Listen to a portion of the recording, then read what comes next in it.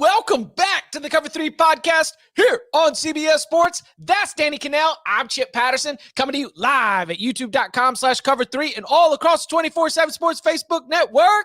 Thanks for hanging out. Smash that subscribe, smash the like, join us in the chat, which is one great place for you to get your questions in. That's right. It is Thursday. It is an episode of the Big Old Bag of Mail.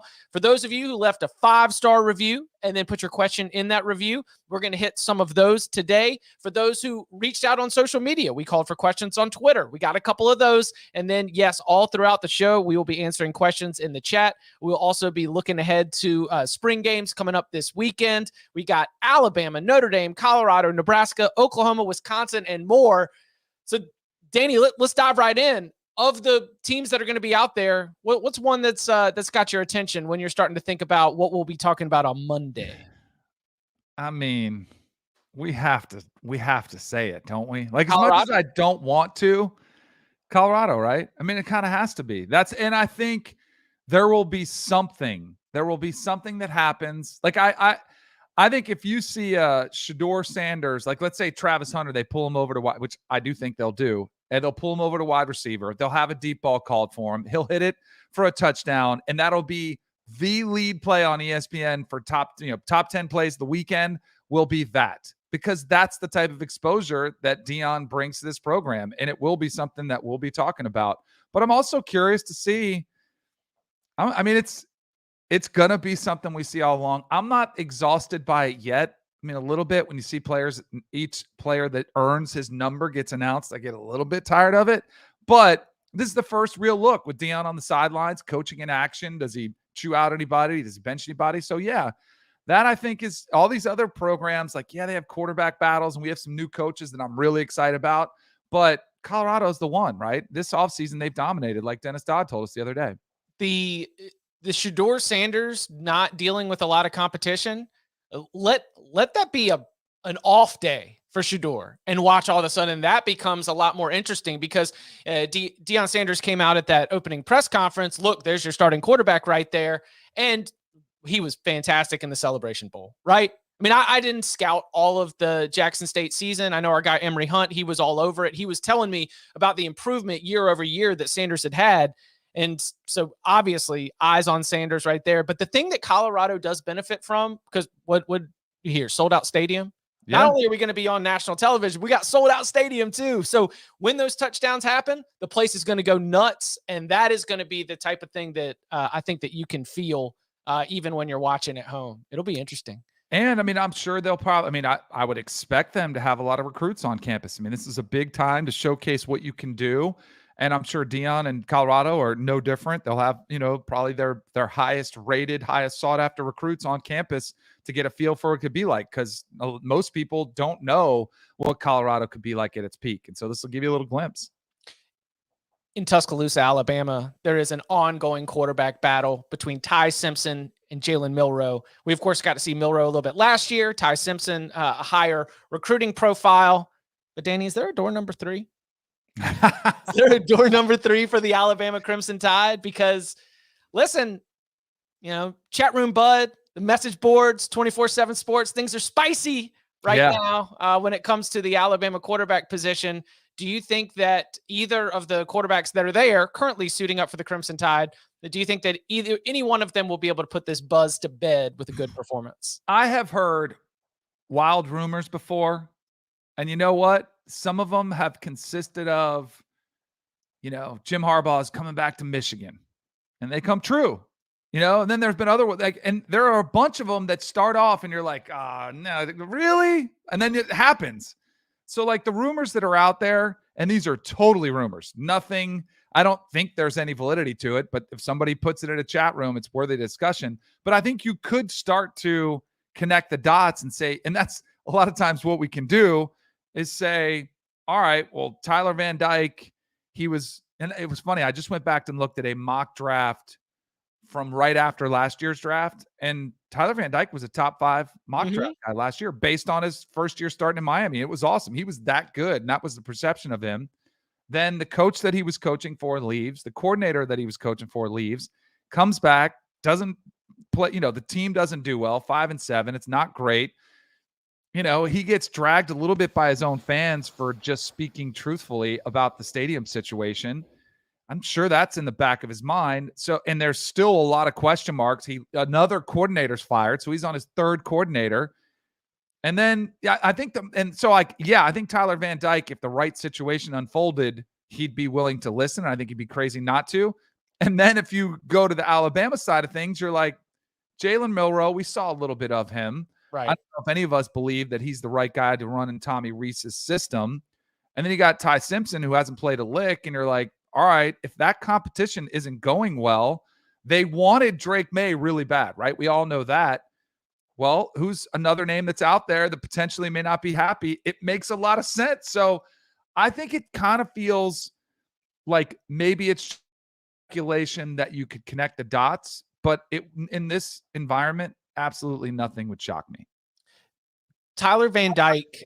If you were advising Tyler Van Dyke, wouldn't you tell him, like, hello, they've had 3 straight quarterbacks drafted in the first round. You will compete for a national championship. You will make more money. Like, you'd be crazy not to at least entertain the idea.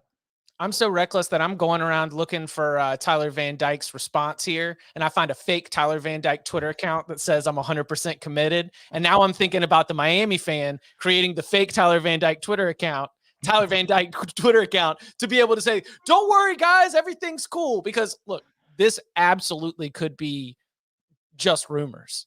But there are rumors on the Miami side of things. Like, there's like real concern right now. And so if I was advising Tyler Van Dyke, I would say you have to listen. Right? And I would also say, if there's nothing to this, you almost do need the real Tyler Van Dyke account needs to step up quickly before these rumors run rampant.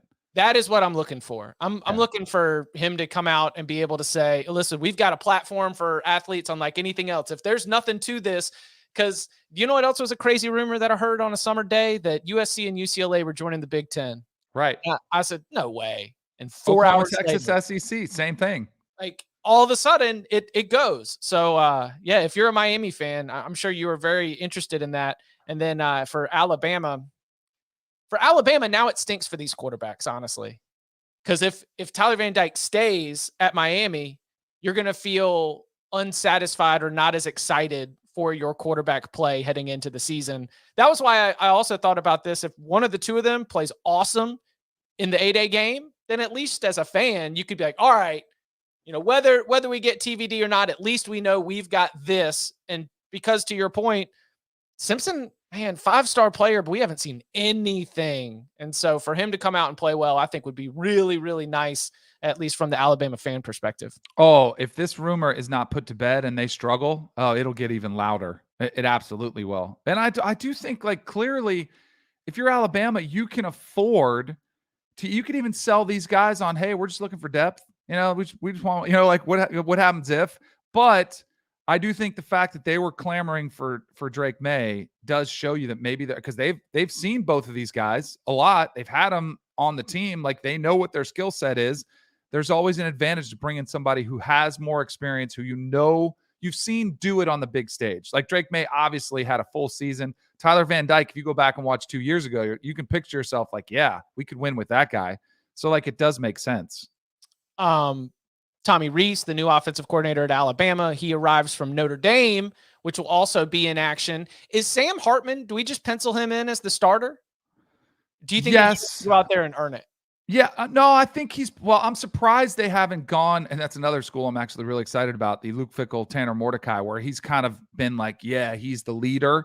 Different coaches will have different approaches, but you talk about a shocker was if he didn't win the job, but it is a very unique system. Like, he's played in that slow mesh system at Wake Forest. It'll be a completely different looking offense, but I would think too, if you're Marcus Freeman, like, you should use the fact that you have Sam Hartman to lure other players to your school. Like, use that stability to your advantage, not a competition, but hey, we've got a guy who leads the ACC and has played, into all-time touchdown passes, and we're getting him. You've got a top 5, top 10 quarterback in the country to come play alongside.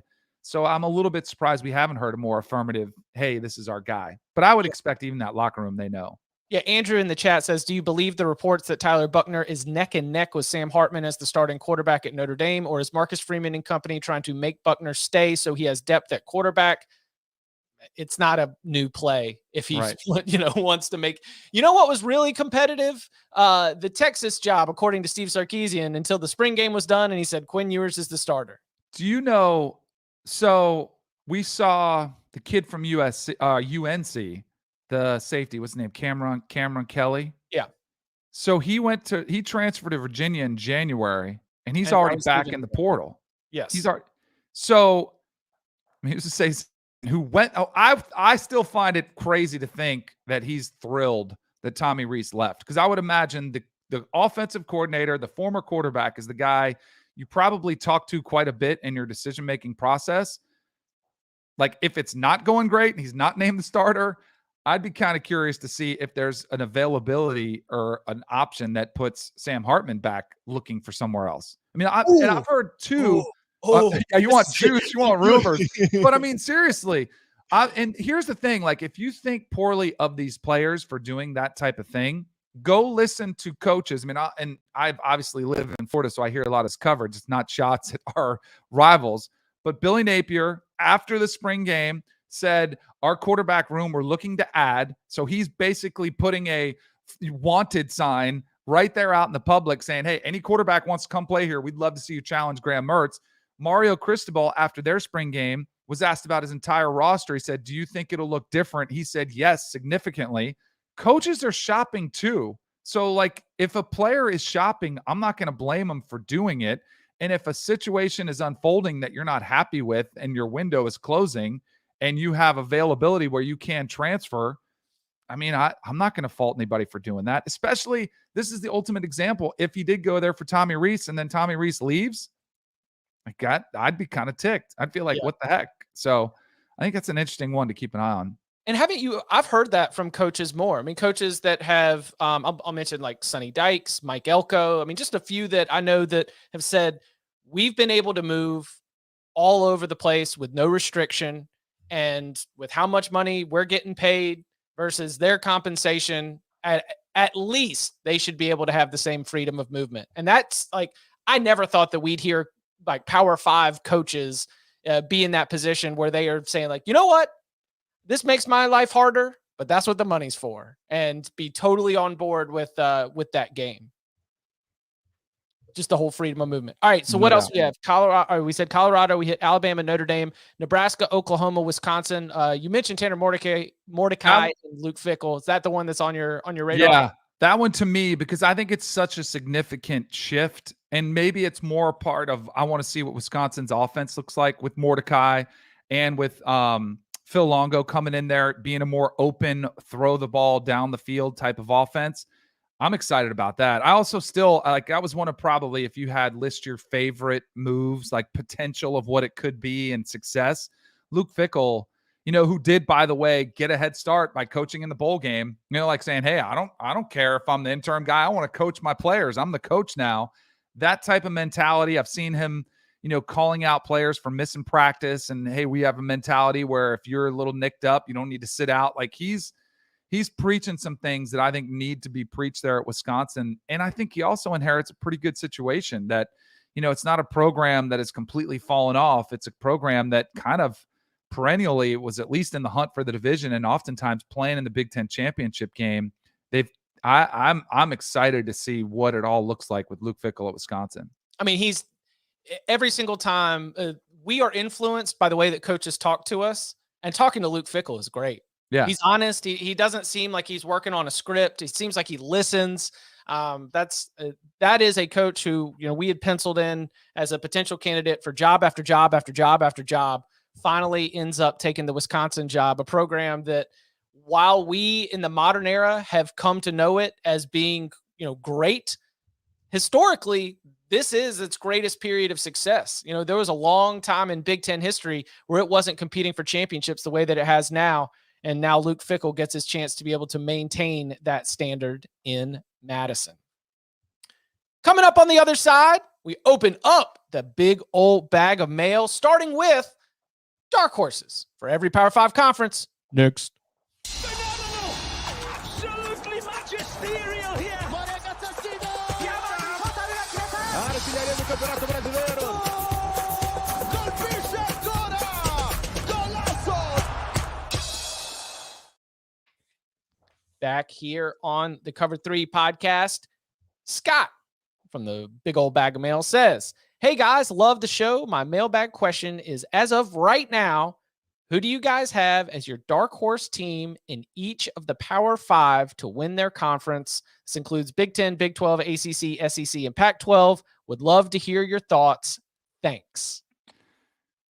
So when we say dark horse, I'm assuming we're looking for TCU, like that type of dark horse, or is it just non-top 2 or 3 favorites? I said non-top 2 or 3 favorites with a chance to be able to really make a run at it. And it's not even like, for example, my Big 10 dark horse is Iowa. And the Big 10 dark horse of Iowa is like, okay, it's not Ohio State, it's not Michigan, it's not Penn State, but we know the defense is going to be great. And if Cade McNamara is able to get 25 points per game of offense and Brian Ferentz is able to have one of his most successful seasons yet, then yeah, I could see Iowa, being out there and playing for a Big 10 championship and maybe even being competitive. So yeah, I was using non-top 2, 3 for this one. Okay, so you had Iowa for the Big 10? Mm-hmm. I'll go with the team I was just talking about, Wisconsin. Like, I think they're a great dark horse pick, similar to Sonny Dykes coming in, year one. I think there are some similarities you could pick. A totally new look on offense. I like the quarterback with all the experience he's got. I think a mental, the toughness that Luke Fickell brings to the defense side of the ball. I think Wisconsin could shake some things up there too. But ultimately, I think what Penn State people might pick as a dark horse, I think that'd be a really good option too. Oh yeah. But I was trying to go a little bit deeper under the radar. For the ACC, I had Louisville. That's like North Carolina seems too easy. I've got like Florida State. Oh, sorry, is North Carolina your dark horse? Yeah, but I get they're clearly. I think it's going to be. I think Clemson. I think if Garrett Riley wasn't hired, I think Florida State might have been about a 50-50 split, like media days. What's the votes? I think with Garrett Riley getting hired, I think it'll probably go 28% Florida State and 2% others. I think so. And I think Louisville might be one that you'll see somebody pick. So I think I could totally see it. But I think North Carolina with Drake May coming back. I mean, they were 9-1 last year when he put them on their back. But I also when I saw the mock draft this morning, you have to put yourself back a year ago. There are some similarities. And as much as I like Drake May, losing Phil Longo, having Chip Lindsey in there, looking in the portal, seeing some more guys leave on the defensive side of the ball.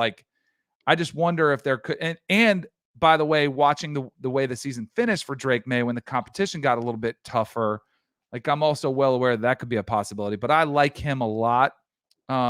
So I'm going to go with them as that dark horse pick, regardless of all that. Who would you do in the SEC?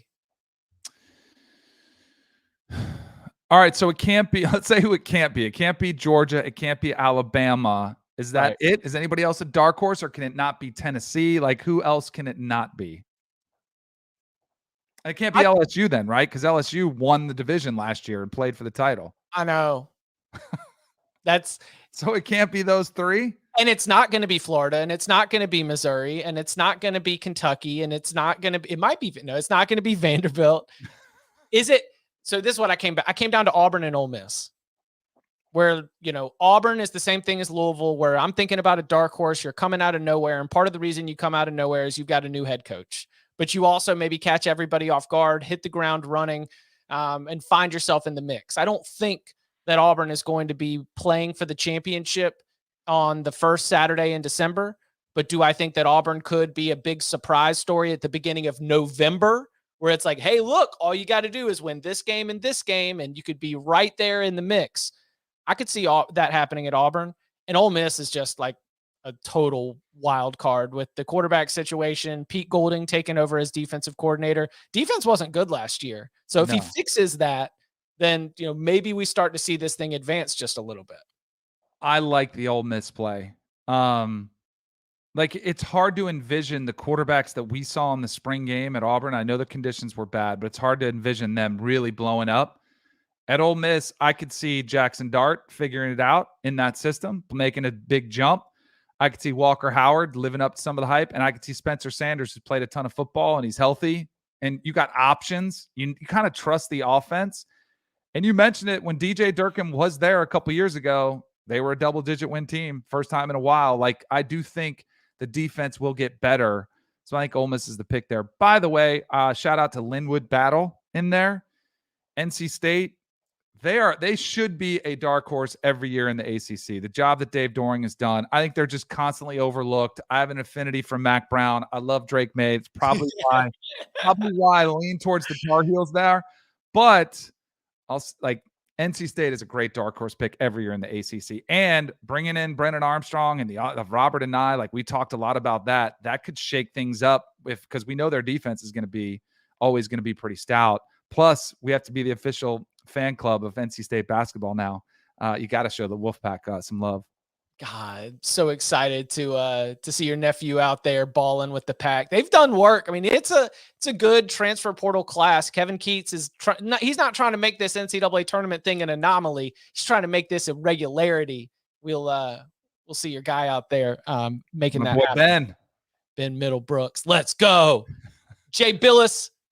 No more. He'll still take shots. So that's good news. Like he can still take shots. Not like he's going Pac-12 where Jay won't get to call any of the games. Yeah, he'll still get plenty of opportunities there. Okay, so in the Big 12, it can't be Texas. It can't be Oklahoma. Man, can it be TCU again? Because they're going to get overlooked. I saw the FPI came out and they're like 20-something, 25 maybe. They're way down. That makes total sense. I mean, absolutely. And the other, like if FPI is a computer and the computer is always going to say you won a bunch of 1-score games, you weren't blowing everybody out. You were coming up just on the right side. I've got UCF. Ooh, that's a good one. Like they come in, they've got a lot of experience back. I think Gus likes this team. I think he feels pretty good about where they're at. And, they could, this seems to be a theme as I was going through and doing this exercise, but I'm doing like first year head coaches, team in a new conference. But if you want to shake up the establishment, I think UCF's got a really good opportunity there. I'll say I don't love Tyler Shuck, so I'm curious to see. Like he's not been the most consistent quarterback. I'll say Texas Tech. I mean, quietly, Joey McGuire kind of has a nice opening year. I think the Red Raiders could be flying under the radar, so I'll say they're my dark horse for the Big 12. I like the UCF selection though, but I just wonder, like we've heard all along, how are you going to hold up in the gauntlet? I wonder if the Big 12 too, especially if Oklahoma and Texas don't dominate, if they're going to be, because we almost saw it last year. Like you did see almost TCU almost got clipped against Baylor when they had the last second field goal. Like I wonder if this is going to be a 2-loss champion left out because there's a lot of good teams and you get nicked by somebody, kind of like the Pac-12 does every year. Like Cameron, I have a concern about that. Cameron says, why not Kansas? I think, well, obviously, like Jalen Daniels is back. Yeah. So there's like not a concern. That they're going to have an electric offense with a great quarterback. I don't know. I guess I've got to, do I not believe it? No, he's already done amazing work. I think that Kansas probably, until I find a reason to break the ceiling, I think I will put a ceiling on sort of where they're at in the general Big 12 pecking order. And that might be 4th, but like TCU, we had seen TCU knock on the door of the playoffs, and not that we have seen Texas Tech. So maybe you could say, hey, you could make an argument. Well, when's Texas Tech been great? I mean, when Mike Leach was there, they were, 10, 11 wins, but I think it's a little bit of a stretch. I could see a couple more wins. 8 wins, 8-4 being an incredible story too. If they did, if Tom was here, he would tell you they can't because they play Illinois week 2. It'll be too much to overcome because when you play Illinois, if you lose, they beat you twice, right? That's true. You can't. It's the body blow theory. People have been writing about the body blow theory after playing Illinois for years. All right, what about out in the Pac-12? Who the heck's a dark horse here because I feel about the quarterback play. Like I love the quarterback play. There's 4 teams on the top tier. That's the problem. Right.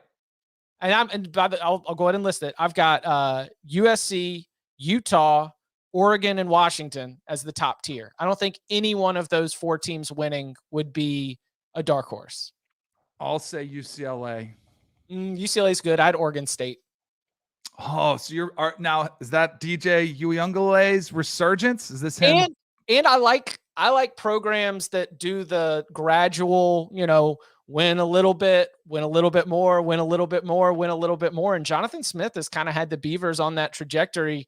Throw in DJU, then I'm at least able to paint a picture, right? I've been projecting what DJ Uyunglele is going to be for 3 years now. I've got all of the best of what he could be in my mind. And I think that, he could get out there. Jonathan Smith, former quarterback, very good at coaching the offense and setting up his quarterback for success. Yeah, I had Oregon State as the pick, but UCLA is in that next tier too, where if you take off those 4 and I've got to grab something, then those are probably the ones I would do. Shout out to Isaac Terry in the chat, said, say Colorado for the headline. That would be a viral clip too if you wanted it. Like, yo, Colorado's going to shock the world. I might have considered Arizona, but have you seen, I don't know how Jed Fish feels about getting rated by USC, but they have 3 high-profile transfers going west back to LA to play for USC. I don't know. I mean, and USC, by the way, Bear Alexander, that news probably could have led with that off the top, visiting USC this weekend. Like, that feels like it is the next Jordan Addison, the deal that's close to being done. I would be surprised if that doesn't happen here, in the next week or two, that Bear Alexander goes from Georgia to USC. I mean, they have a new collective. They're spending money. They're going to address the defensive side of the ball. Their defense has 5 guys on the 2 deep without Bear Alexander that are all from Power 5 schools that are coming in to upgrade the defense. And they're already the number 1 class in the transfer portal of our 24/7 sports transfer portal rankings. And then they could add Bear Alexander. Like, USC is going to be a player this year. The Georgia has had players enter the transfer portal and then go back to Georgia. Yep.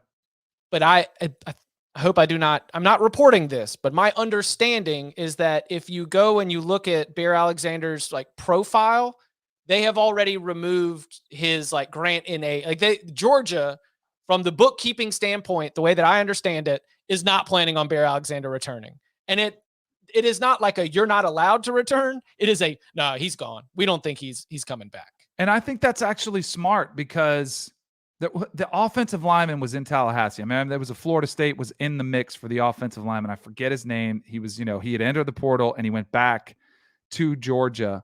But at some point, if you're Georgia, you kind of have to send a message to your own team. Like, we can't just get played every year. We know you guys want to make money. We are going to take care of you, but we're not going to get played. I think that might be one of those cases for Georgia. And I'm sure there's some players that they'll value and they'll say, we will match whatever's out there. But at some point, they do have to be willing to take a stand. Coming up on the other side, more of your questions and our answers next. You should stay. I didn't think that this is what we were doing. I thought I had this handled, and she shows up in my home. If you tell someone to stop calling you the 20th time you pick up, what you've taught them is that 20 calls is what it takes. I'm not going to be ignored, Dan. I did not kill that woman, and I'm going to prove it. This is a wild game of survival. CBS Sports Galazzo Network is the first of its kind free 24/7 channel dedicated exclusively to global soccer coverage, and it is now streaming on the CBS Sports app, Pluto TV, and Paramount Plus. Get your morning started off on the right foot with Morning Footy, our weekday soccer culture-driven morning show beginning at 7 a.m. Eastern Time. Plus, don't forget the rest of our top-notch programming, including live matches and re-airs, original studio shows, highlights, documentaries, and much more. The CBS Sports Galazzo Network, streaming 24/7 on the CBS Sports app, Pluto TV, and Paramount Plus. Also, a great note from producer Jordan in the chat. Bear Alexander's dad was at USC spring game. So yeah. That's it. It does feel like a done deal. I mean, it feels a lot like Jordan Addison, and it's similar, and even a better situation than Jordan Addison was coming off his incredible year. It's life in college football. the timing of it, is probably like it's after spring practice, not before spring practice. It's USC. The bag was secured.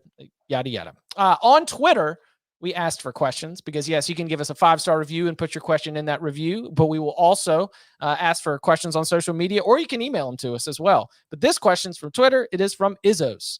Nebraska had won national championships running the option, and most recently, Paul Johnson ran the option effectively at Georgia Tech. Will we see another champion that runs the option? I'd never say never, and we've had some fun with this. I know our buddy Tom has always said, I wish somebody would do it. I kind of wish somebody would do it at a top-tier program. Now it's the academies, right? They most exclusively are the only ones that do it. I'll say this, though, Chip.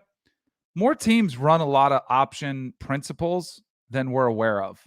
Like if you really dive deep into some of the zone read option plays where the quarterback's in the shotgun and he's able to throw, and they might throw it 25 times a game, but a lot of times they'll run that read option. A lot of the principles are the same as the triple option. They put it in the belly of the back who's next to you while he's running towards the line of scrimmage, and you're reading that end man on the line of scrimmage. Does he crash? And if he does, you keep it. And then there's a pass option. Like, there are a lot of principles from the old school option. I just don't know how it sells in recruiting. Like, I think that's the area that you could see a team struggle. And that was something that Paul Johnson always struggled with, getting top tier recruits, especially at the quarterback position. And I do think too, like, that's why I think it's evolved to a place where you do put the quarterback in the gun and you do let him throw 25, 30 times a game, because the rules benefit you. They encourage you to throw the football more than ever before. So I don't think we ever see it. I'll never say never. I don't think we see it, but I think if you look closely in a lot of systems, you still see them run the principles. Right. And, that is like, thank you very much for explaining. Like, that is the football side of this, is you still have your key defenders. You still have, like, on these plays, we're going to be reading them the same way that we would be. I'm going to say no, and I'll go a step further. I think we see the academies run less option in the future.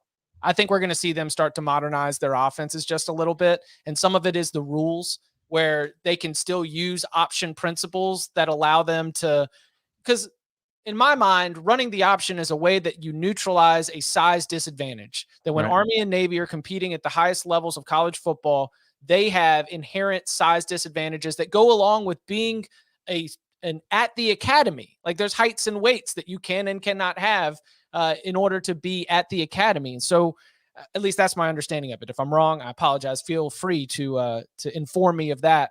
But I think that we will see RPOs. I think we will see Army and Navy try to get quarterbacks that can throw the ball and then incorporate some of those same option principles. So yeah, I don't think we see an option championship team, and you're definitely right. Option is still all over modern college football, but I think we even see the Army and Navy start to modernize just a little bit. Their trick is, like, the size and speed disparity on the outside is one thing, but it's hard for them to get the big offensive linemen because of the training and the regimens they go through. Like, so that's the biggest difference. If you watch Army Navy play and you're like, the linemen are small because they have to meet physical criteria and they have to train and do PT. So it's hard for them to keep the weight on. That's why I do think they want to keep cutting. Like, you want to talk about neutralizing the size advantage. I mean, it's like you can cut down a massive tree. You got the right axe and you got the right, like, they cut block you to death now, but they are starting to, eliminate some of those chop blocks and cut blocks. So that might be something that they're forced to do. That's what I think that someone led me down that rabbit hole where they said, because of the way that they are changing the rules with cut blocks, eventually Army and Navy are going to have to build in some other wrinkles to their offense. So thank you so much for the question, Izzos. This next one also came from social media. Can Michigan State return to 2021 form? Yes. I don't know if it's going to be this year, but as long as they have not one, but two NBA owner boosters, right? It's Dan Snyder and the guy that just bought the Suns. I forget his name. And they actually hate each other. I don't know if you followed the story at all. No, like, they amazing. compete. It's amazing. Like, and they're in the same mortgage business. They're like the same industry and they hate each other, but they both love Michigan State. And they have funded a ton of the basketball side, like the locker room, like there's a ton of money that's there. And it's all about talent acquisition. And we saw the way Mel Tucker kind of captured lightning in the bottle with Kenneth Walker III and finding the right guys.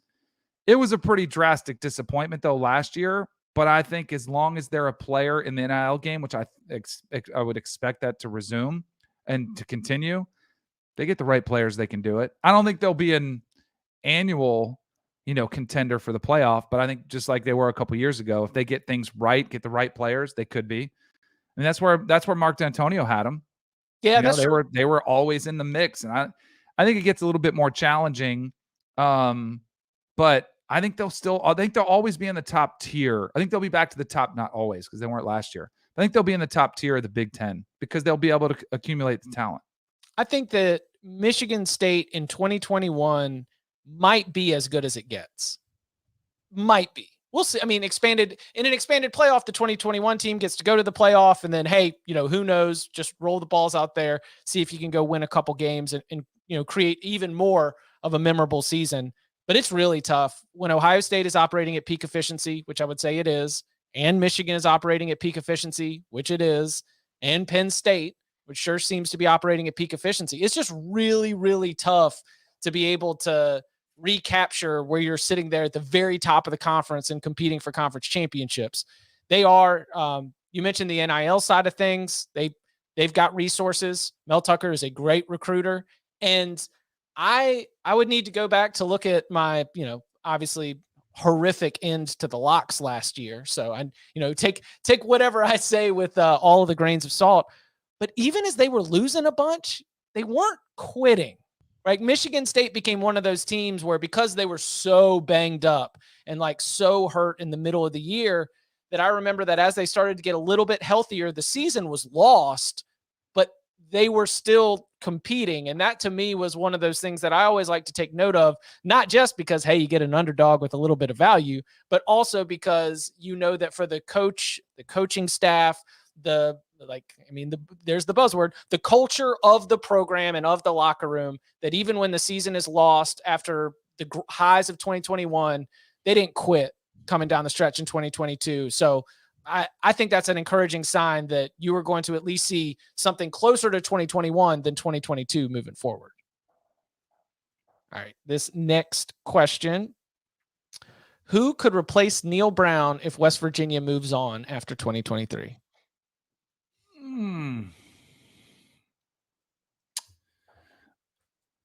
Would Jimbo Fisher coming back home? Let's do it.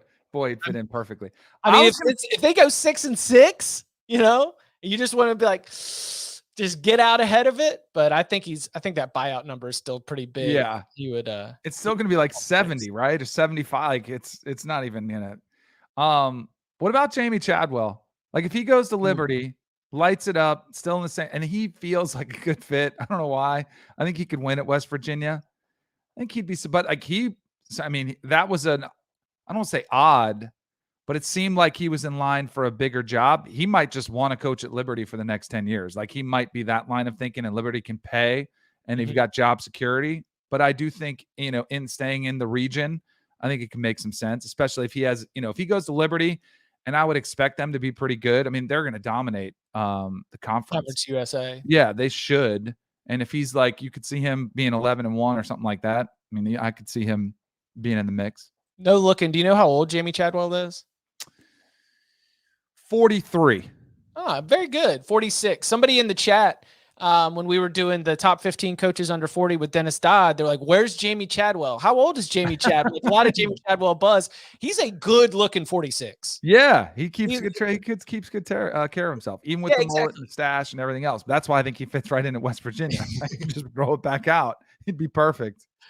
Okay, let's see this one from the chat. There's a couple. Cameron B put a couple good ones in there. Manny Diaz, I think he would, if he exceeds it, if Penn State is a story this year in the Big Ten and their defense dominates, I think Manny Diaz would be back in the discussion as a head coaching candidate. And then I thought Garrett Riley will be probably pegged for any school.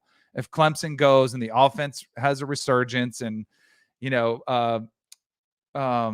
guy, what's the quarterback's name? Why can't I think of his name? Cade Klubnik. Cade Klubnik. I was thinking Cole Kublik, and I was like, it's not Cole Kublik. I know we just had him. It's not Cade Klubnik. If he goes out there and balls, like I could see Garrett Riley being one of those highly sought after, coaches. So I think he'd be a good suggestion too. Donnie in the chat also mentioning Kurt Signetti, who is the head coach right now at JMU. That would be another great option there. But yeah, I'm with you that Manny Diaz, I think, is going to be a popular name because I think Penn State's defense is going to be a problem this year. And that'll create a lot of buzz around him for sure. All right, I will do one more. This one from the chat. By the way, he's kind of like Tom Herman at Texas. Like if you look at Manny at Miami, like he was all right. Like they took a step back after he left. Like you can sell yourself. You know what? I was pretty good. The expectations might have been way too high for me, but I can win at a lot of places. I think that's it's a good suggestion. He recruited Tyler Van Dyke. He hired Rhett Lashley. That's Tyler Van Dyke's best year was Manny Diaz's last year. Mm-hmm. He was the ACC Rookie of the Year. He was pushing the ball down the field. Phenomenal performance. And that's what made him, to your point from the very beginning of the show, like mock draft top 10 kind of pick. All right. This last question from the chat. Beach Wine Guy says, for years, Sark has been touted as this fantastic coach, but more often than not, when he's been the head coach, his team has underperformed. Why should I think that Texas won't do the same this year? I will say Texas. That's a Texas thing. Going back to Tom Herman and Charlie Strong and late era Mac Brown, like the underperformance to me is more of a Texas than a Sark. I thought that at Washington, the joke was 7-win Sark, but given where the program was when he took over, which was in the depths, he did a little bit of restoration to that Washington program. And at USC, because of the way it ended with the personal struggles, you're going to end up looking at it through a different lens. I mean, you just can't help yourself. I think this is more of a Texas thing than a Sark thing. Did you see the article The Athletic put together where they were looking for the best developers of talent? So like the 3-star U was what they were looking for, like the most players drafted from the lowest star ratings. And then they also tracked who has underperformed the most with the most talent. And it was Texas and Oklahoma competing for the worst spots, like the most 5 stars. And only, I think they were both like very similar. It was like 25% of their 5 stars get drafted the NFL, and Oklahoma was like 27%. Like it was a quarter of the 5 stars that come in there actually get drafted to where they want to be. It was pretty astounding. But that just goes to your point that it's a Texas problem. Like every time they have a top 5 class and you're like, ooh, this could mean big things. I'm like, well, so the question, what is going to change? They've always had like top 5, top 10 recruiting classes, and it hasn't always delivered. So I totally agree with you. I think this is more of a Sark thing. Why should I think that Texas won't do the same this year? You're right to think that they probably would underwhelm this year. It would be more of an anomaly if they did actually play up to fruition. Which, by the way, I'm picking Texas to go to the playoff. I'm just gonna we're all in. I'm all in. I'm gonna sign up. I am back. I am back to get hooked on it. I am ready to have my heart broken once again. Thanks so much to everybody for hanging out. And again, if you want to put a question in a future mailbag episode, leave us a 5-star review. And in that review, put your question. We will tackle it in a future mailbag episode. And you can follow him on Twitter at Danny Cannell. You can follow me at Chip_Patterson. Danny, thank you very much. Have a good weekend.